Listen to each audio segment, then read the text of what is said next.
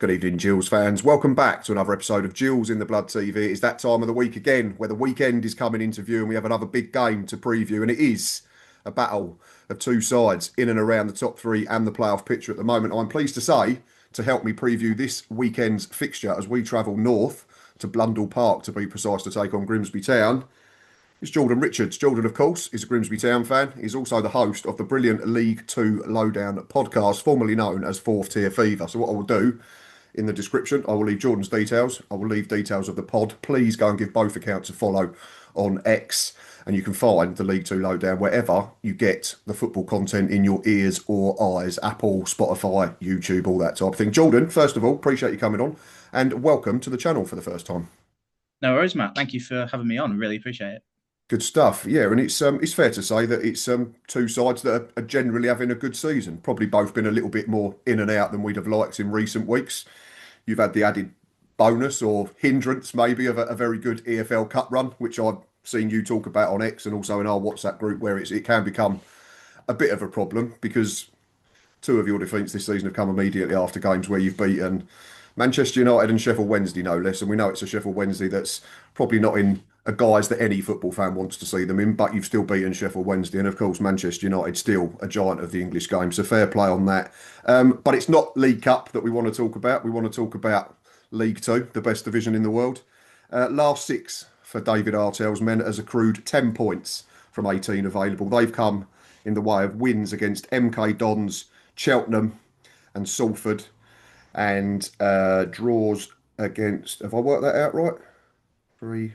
Yes, and a draw against Cambridge, but there's also been two defeats in there. 3-0 away to Barnet after the cup success at Hillsborough. And then most recently, a slightly surprising defeat at home to Colchester United by 2-1. But you still sit fifth, mate. 21 points from 12 games. Is it fair to say that if you'd been offered that, a place in the fourth round of the Carabao Cup in the middle of October back in August, you'd have gone, yeah, thank you? Yeah, absolutely. I think it's been a real positive start from us. We saw what we did last season, just about missed out on a playoff spot by a couple of points. And it was all about just trying to take what we've learnt from that season, move on to this season, and hope to go one better. I think last season, in terms of how we started, we was a little bit slowish. It took us a little bit of time to get going. And after the first couple of months or so, we've managed to pick up a few results that managed to help us climb that table. But compare that to this season, however, we started off quite quickly, putting in some really good displays and some really good performances. Obviously, the cup game against Man United is the biggest eye-opener. But obviously, if you look at the league, we kicked things off with a 3-0 victory against Crawley. We were very good on the day. And we've had some brilliant wins this season. Newport, we beat them late.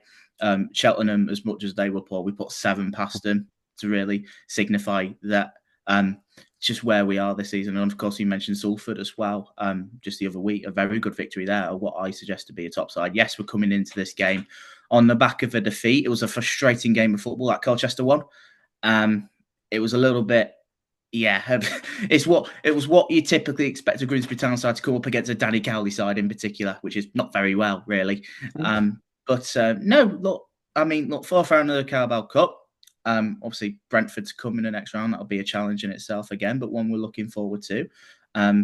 Fifth in the league after 11, 12 games. And just generally speaking, it's a good feeling to be a Grimsby Town fan. This is, you'd ask any older Town fan about the history and the leagues that we played and the teams that they've beaten through that. And I've never had those experiences. I've seen us in non-league and just barely struggling or barely holding our weight in League Two as we were previously. The first time was up there before we got relegated again. It just feels like the club is in a good place at the minute, very much on the up. But absolutely, I think on the whole, you look at it in perspective, it's been a very good start to the season, and hopefully we can try and build on that.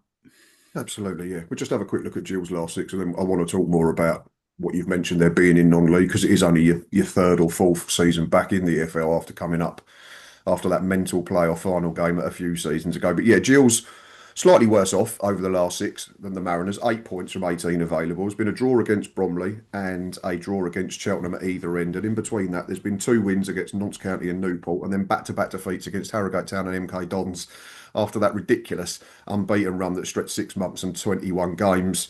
But it's all about perspective, isn't it? If Gills had lost earlier in the season at Tranmere, say, when they equalised in the last minute and then beaten Harrogate or something like that, and the run had ended a bit earlier, I think perspective is slightly different. But we're all where we are. The table never lies. It's an old cliche, but it's always true. And we have 22 points from 12 games to sit in third place at the moment. But back to Grimsby. It's fair to say that it's been a little bit of a roller coaster in terms of finishing position in your 3 seasons since you got back into the fourth tier. Finished 11th in 22-23, which I thought represented a really solid return. And then 23-24, obviously we know there was a managerial change sort of a first third of the way through that, which is when David Artell took over from Paul Hurst. But you finished 21st and only picked up 49 points. So you've had that bedding in period of Artell. And then last season, like you say, very solid, 9th. So are we now seeing the rewards of that bedding in period of David Artell? Because we know what he did at Crewe. But he's a manager where he's not been anywhere else. So I suppose the question mark would be, how does he get on in different surroundings? We had similar questions when Mark Bonner took over. He was very good at Cambridge, but he'd not been seen outside of that environment. It didn't work. So were there concerns on that front? Are you glad that he's been given the time?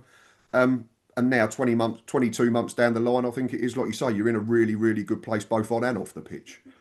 Yeah, well, I think a big thing about it is our ownership has been one for giving managers the tools and the time. Mm-hmm. There was a period in the National League season in which we went on this horrid run. We started off like a house on fire. Like our first 10 games, we won like 7 or 8 of them. We were top of the table. And then all of a sudden, for around October to about January, February time, we only won like once or twice or something like that. And that was when the fan base was starting to get on Paul Hurst's back. It could have been very easy for any football club to pull the plug on it. I thought there was a time in which it can't continue because, let's be honest, we're a League Two football club we're a football league club by name. We shouldn't be in. Absolutely. We shouldn't be in the league. But circumstances out of that has pretty much taken its toll as to why we were in that decision. But we've managed to we stuck with him. We gave him a little bit more tools required. We went on a pretty decent run at the end of the season, and we managed to. Obviously, you mentioned about that famous playoff campaign. Obviously, we've had a few more crazy moments since then. Because you looked at it at the time, you see that some of those games in there, you don't know how you can top that. The Wrexham 5-4, just a ridiculous game of football. But no, it was, and ultimately it was our deserved reward in the end. Obviously, the next season on 11th place finish plus an FA Cup quarter-final run, a brilliant run in there, becoming the first team in FA Cup history to beat 5 sides that are a league above us. Yes. Yeah. And beating Southampton and Luton, who were top end Championship at the time. We lost out to a very good Brighton side, and you probably expected the season after that to be one of progression. Got a little bit more money in the kitty. You'd have thought we'd have maybe strengthened the squad a little bit more, but the squad of players that were recruited just weren't right, and eventually it sort of cost Paul Hurst's job in the end, because we've seen us go on bad runs under Paul Hurst before. Paul Hurst, I love the bloke. He's done so much for this football club, and he'll rightly go down as the best manager I've certainly seen at the football club. But he's awful at arresting a slide, and you somewhat got the sense of near the end of that run that I think it could be coming. And I think the big thing about it is all sort of come out that where we are as a club, we rely on data, and I don't think we don't think Paul Hurst was really aligned to that. And I think that was a big reason why we made the changes we did. Obviously, Dave Artell came in. I think, yes, it took a bit of time. It no doubt took a bit of time. It took a bit of time to be convinced by his ideas and maybe just to understand him as a person. It wasn't so much him saying the wrong things. Maybe at times he was, maybe in his first months. But, I mean, I just felt like he tried to do too much too early. You see the results that we had around that time. Lost 6-1 to Walsall, lost 5-1 to Doncaster. When Doncaster were down there, by the way, we were talking about a relegation 6-pointer at the time. And you'd be right to suggest that the pitchforks would have been out. I was very much under the impression that I couldn't see a way out of it. under him, and I was at the time in which I thought a change needed to be made just for the sake of our ESL safety. But he swallowed his pride, changed up the system, he got the backing of the ownership, and managed to get enough points to survive. We won't talk about that season anymore.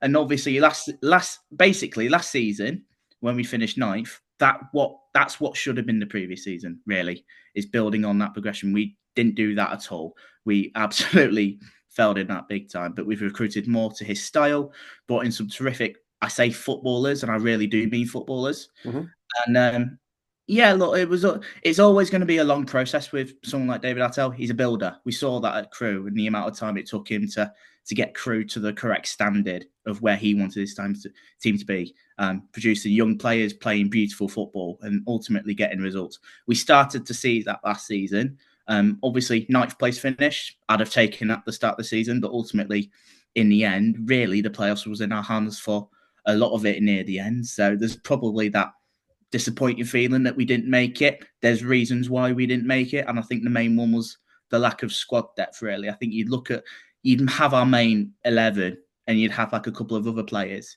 but you also look at the team and you look at the squad depth, and it was just not for the level that it needed to be at all. It got to a point where last 5 games or so, he barely made a sub in any of them. That was how much I got the impression he didn't trust his bench at all. But obviously, we've recruited this year to that, brought in a few more experienced names, brought in a few more talented bodies. We have got another year under his belt, plus keeping pretty much the whole core of our squad from last season, which is a big bonus. We haven't really lost anyone massive other than maybe Denver Hume, but I think we've effortlessly replaced him with 2 pretty decent left backs. I think Jayden Sweeney's a much better option than him actually at the moment. And yeah, it's all about making that next step. It was always going to be one of progression. And ultimately, that was why my expectations going into the season, knowing that he's got the backing, he's got another year under his belt, to try and crack into that top 7. I think that's a realistic target. But yeah, it's been a rocky road. There's been up and downs, as you'd probably expect. There's been quite a few more ups as of recently. But you're always going to get that when you're changing your style of play and philosophy under a new manager who deeply cares about the club. So yeah, it's so far, it's been so far so good, I guess. Yeah, it seems enjoyable. I think we're probably in a similar position, but maybe sort of 6-12 months further back in the process. So, which is a question that's been asked of me this season. What's a good season for Gills? I've said top 12 is progress after being 17th. Top 10 would be a good season. Top 7 would be brilliant. Obviously, that changes as and when the games start and you start seeing performances. You've just said start of the season, you'd have said top 7 was a realistic aim. Has that changed? Has that increased? Have the expectations ramped up because of the start you've had? Or is it still very much from yourself and also the fan base that top 7 would represent a good season? I think for some, with how we started the season, I do get the impression that expectations have been raised by some. And you can't really blame them for it, because I've looked at the teams we have played so far. I'd probably say, other than Barnet and maybe Colchester to a degree, I think we've been the better side in all of them, really. And I think maybe at times we should have taken more points. We maybe should have beaten the likes of Accrington, and we should have maybe put lots of Newport to the sword much earlier than we did, really. But we've had some very good performances at times, and we've beaten some good teams, playing some good stuff along the way. So I feel like it has sort of raised a little bit for top 3. I've seen a lot of people online massively raving about us. I'll be honest, it gets me a little bit sort of wary a little bit. I'm not used to this sort of scenario, especially as an EFL club. But I don't want us to sort of go overboard with it. Like I said, I've always top 7 was always my expectation. I don't think even we could be top of the league 10 points clear. My target would still be maybe top 7, unless, or maybe different. I don't know. I probably worded that horrifically, but I still see it as top 7. But ultimately, Dave Artell always goes on about progress. That is the only reason that I can see, really. Yeah, look, you can't blame fans for raising expectations the way we have done. And even on Saturday, we lost to Colchester. We're pretty poor second half. Wasn't really much in the first half. Normally, I'd see. I mean, you know what football fans are like. in terms of on social media. Some of them do like to overreact. Maybe when we do lose. Like I'm sort of the worst for it, even though I claim to say that over the years I've learned how to take defeats better. Even over the 3 defeats that we've had in the league, Bristol Rovers, Barnet, and Colchester last week, I've at least lost my head, or at least someone in that moment about something about the game. But no, look, there seems like a real calmness, and I think going into this game in particular as well, I know we'll probably touch on it a little bit. So far, we've been good at responding to adversity in defeat. So obviously, the weekend will be interesting to see if we can maybe hit those levels again in terms of a response. We know that the second half wasn't good enough the other day; it needs to change. But again, it's all about perspective. I think a lot of people saw that on Saturday. We was always going to be up against it with a Danny Cowley side. You know how they like to play football. And we sort of fell for their antics a little bit. But there's no, again, we look at it where we are. We're in a decent position. As long as it doesn't get to too much of a bad scenario where we're losing loads of games in a trot and we're sliding down the table, I don't think it'll get much like that this season.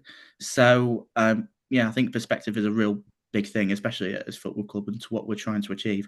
We're doing the right things. Yes, it's not always going to come off, but you can see that there's a real plan there. There's a real identity to what we do. So it's one that we can really get behind. And I think it's the biggest thing that we can get behind for a very long time, especially during my time watching the football club. So, that's pretty much it on that, really.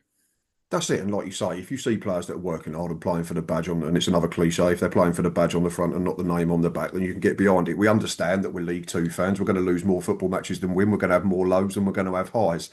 I had you 7th in my pre-season prediction, so along similar lines, I think I had Gills 6th, so there wasn't a lot in it. I know there was probably a little bit of rose-tinted glasses from being a Gills fan, because I know we've got to make more progress to go from, you're going 9th to 7th, we're going 17th to 6th, so I know there might be a little bit of bias there, but we're all guilty of that, I'd imagine. I want to talk about, certainly as an outsider looking in, the enigma that is Jaze Kebia. Brought out of non-league, I think, from Truro City after having a really good season last year. Keeping Danny Rose out the side, who I know has had injuries in pre-season, so there's extenuating circumstances to that as well. He's a funny one to unpack for me. I mean, I've watched highlights of every Grimsby game, doing the League 2 hour with Lee from around the grounds. But yeah, he's got 5 in 12. He started every league game. So you say, jumping up from non-league to League 2, excellent. Started like an absolute train. I think he got a goal in each of his first 3 games. But then he's only got 2 in his last 7. And his only goal in the last month came against Cheltenham when they were down to 9 men. And I think he was already 4 or 5-1 up. And he's missed 3 penalties. Tell us about the mystery that is Mr. Kebia, please. Yeah, well, I think when we signed him, it was certainly you'd asked me. I knew very little about him. It was obviously a quick look on Google. He clearly had a very good season for Truro City, helped them get promoted to the National League. And but I also wasn't surprised at the signing, maybe because you see those sorts of players, and that's maybe the sort of players that we are trying to aim for and trying to recruit. We're trying to sign hidden gems. It's one of those things. Like, I'll always get behind any player that comes to the football club. Of course I will. But I wasn't going to say, yeah, I was quite interested. I was intrigued more than anything. I wasn't writing him off or anything like that. Do you think there was a case to say that he was probably bought into maybe back up to Danny Rose? Potentially. And then obviously he's got his chance because of an injury and he's gone from there. Yeah, potentially. Because Danny Rose picked up an injury like a couple of weeks into pre-season. And all of a sudden he's our main starting striker. Yes, we've had Cam Gardner, who's picked up an injury now himself, and we won't see until the new year. But he was our other option. He's played a couple of games here and there, still sort of learning his trade as a footballer. So, yes, it was a big jump for him. But I saw straight away, pretty much early on, that I got the impression he was going to have a very good season. You could see that his ability to, he's got a bit of pace about him. He's got a bit of nous about him as well. He'll run all day. The amount of times that Dave Artell said that, a bit like Danny Rose, he'll go and chase his Chris Packett, which is it's one of my favourite lines. But yeah, he's took me by surprise. Obviously, he started the season really well. Obviously, the goals he has scored, should have scored a few more. I was quite critical when he took that penalty against Cambridge. Yes, Justin Awalusa scored the rebound, but obviously he's missed a great few now. You can't knock him for wanting to take the penalty. He'll be the first one to put his hand up and take it, and I'm glad he's doing that as a number 9, as a striker. That's what I'd want anyway. But he's clearly a confident lad. Obviously, you have mentioned that his goals have sort of dried up a little bit. I don't think it's for lack of trying or anything like that. No, not at all. Probably, it's more for the fact that I think maybe at times he's been struggling for service. I think he's one of those. He needs to feed through balls for him for stuff to happen. But he's not.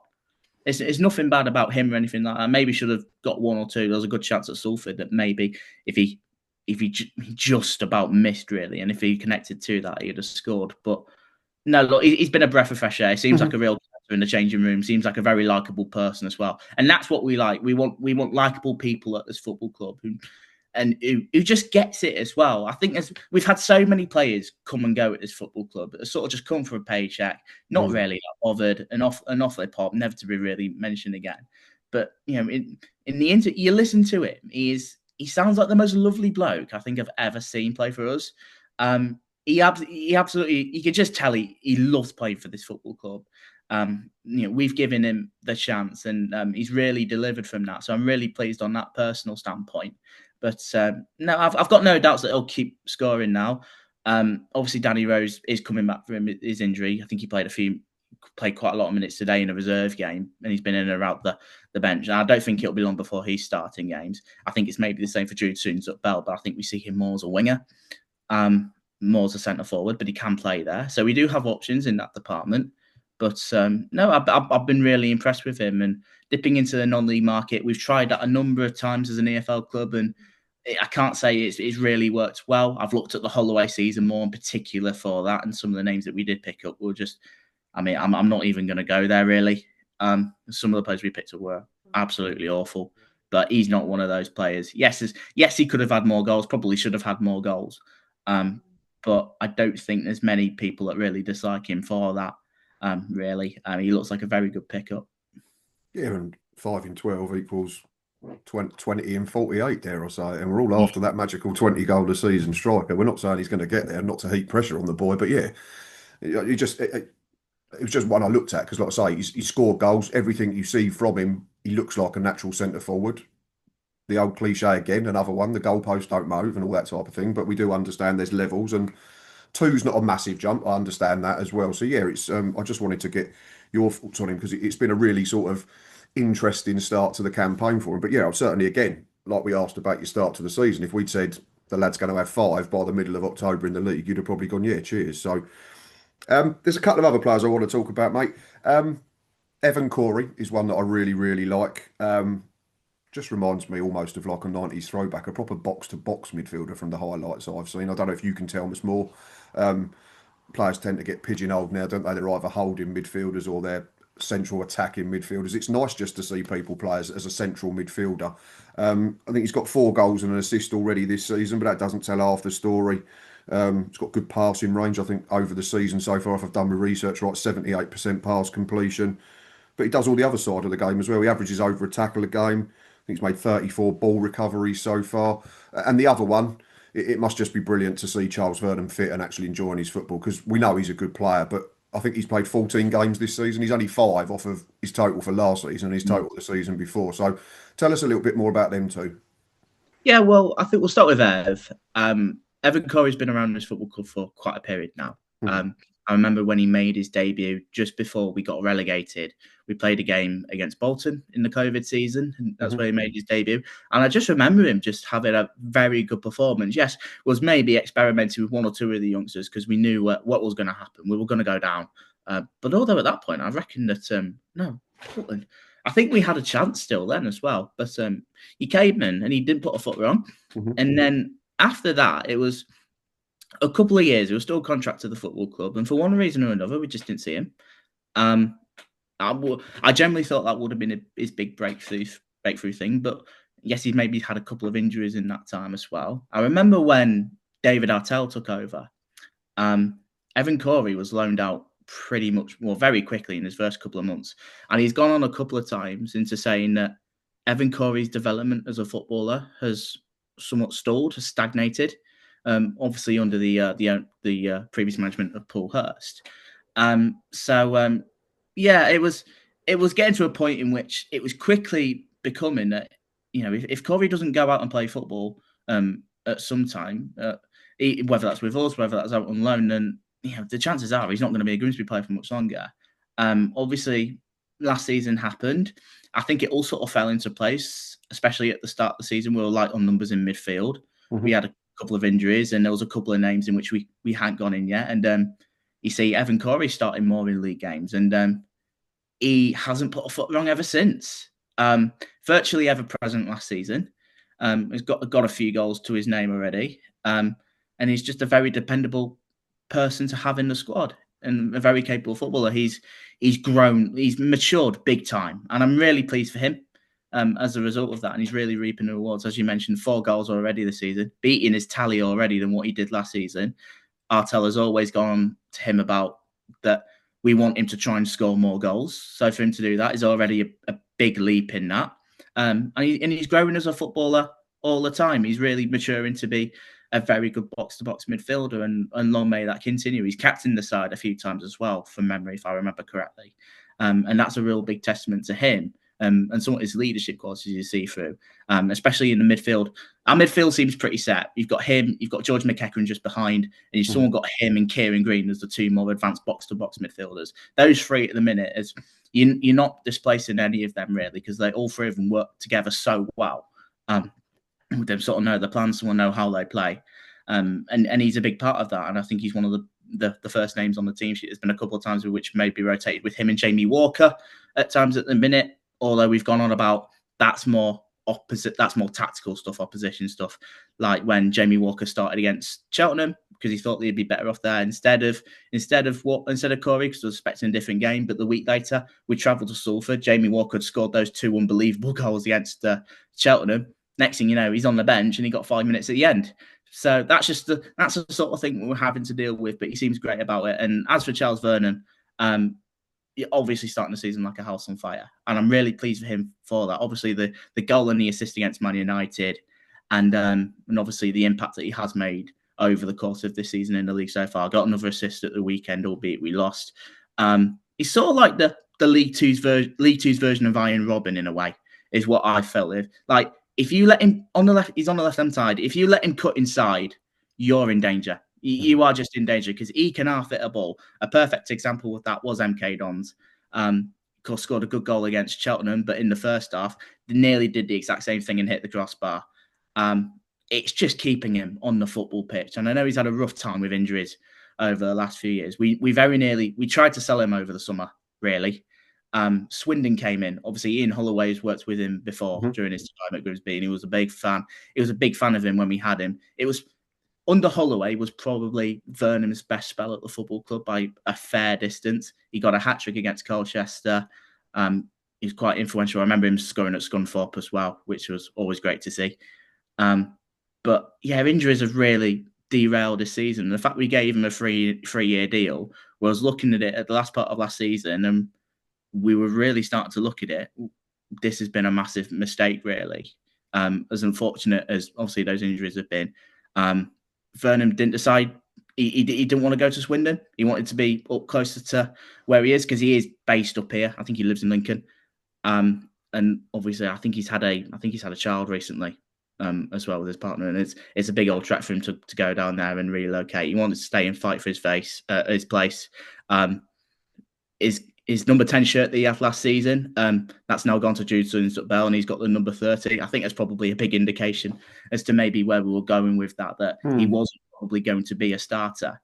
And look, he's been back in the team. He's been fit, and he's probably been League Two's most influential player at this moment in time. And I'm not saying that to 9 goal contributions in 11 starts says that he's right up there. Yeah, it's a ridiculous effort.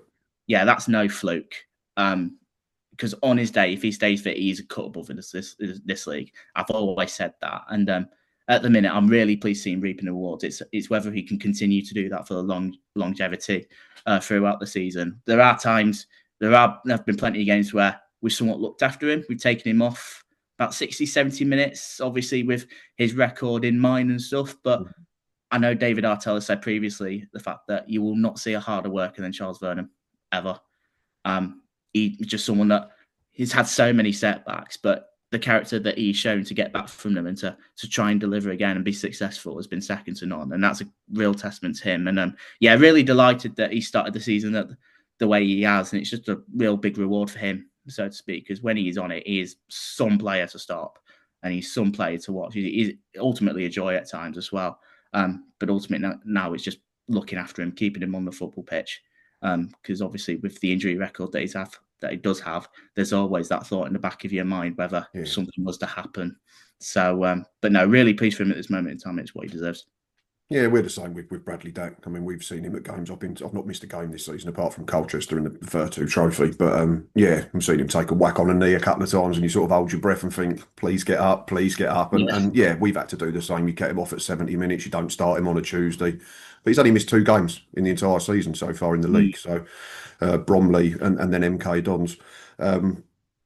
Right, since 2000, Jordan, there's been 14 matches between the two sides, 6 wins for the Gills, 4 draws and 4 wins for the Mariners, 17 goals for us and 14 for you. But it's a different story at Blundell Park. 7 games have reaped only 1 win for our side, 3 for you and 3 draws. We've only scored 5 and conceded 10. Based on that and the current season, final question before I let you go, what is your score prediction for Saturday afternoon? Now that scares me. that absolutely terrifies me. And you always get that being a Grimsby fan. You can never be sure of stuff, and there's always that scepticism. Even with the FA Cup draw was made yesterday, Ebbs Fleet in round 1, you sort of look through their squad, you see some of the names in there, and you're thinking, right, okay, we lost to Wilson last season. I'm getting flashbacks already of that as to what maybe they've got a very good squad for the level, but obviously that's. We're basically all ex-Gills. I think there's about 5 or 6 ex-Gills in there starting 11. So you'll be basically playing our team from about 2019, I think. Yeah, there's a couple of names in there, like Maxima. Jack Essenthaler was with us as well. Dominic Samuel, Ben Chapman. There's a couple of others I think that have been there. Yeah, so there's 4 or 5. But yeah, but that's for in a few weeks' time. Obviously, we've got plenty of games to come before that.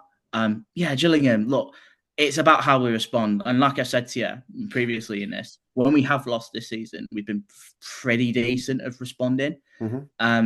Obviously, I think that Barnet game was the biggest one, the 3-0 defeat, probably the poorest we've played this season. And that was a game in which maybe I did question some of the commitment of some of the players at times, because I saw nowhere near enough of that. I didn't see much effort in that, truth be told, and they deserved to be dug out from that one.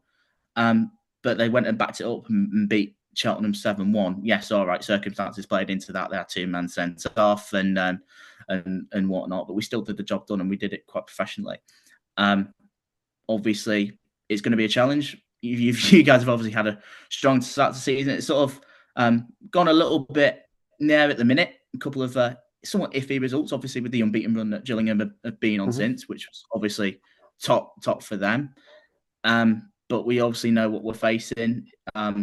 Obviously, a Gareth Ainsworth squad. Is he back yet? Is he still recovering from his thing? No. It's only been sort of 11 days, I think, since he had surgery. So I don't think we'll see him probably till FA Cup weekend or the weekend after, probably. Yeah, but even then, you still got the impact of his squad, and you know what team you're going to set up. So we're under no illusions for that. I think maybe home form in particular over the last couple of years has somewhat been a little bit there in itself, really. Most of our good wins maybe at times especially the last couple of years, has been away from home. And we're really starting to try and point that in a direction of doing it at home as well. Yes, we've lost to the 2 defeats at home.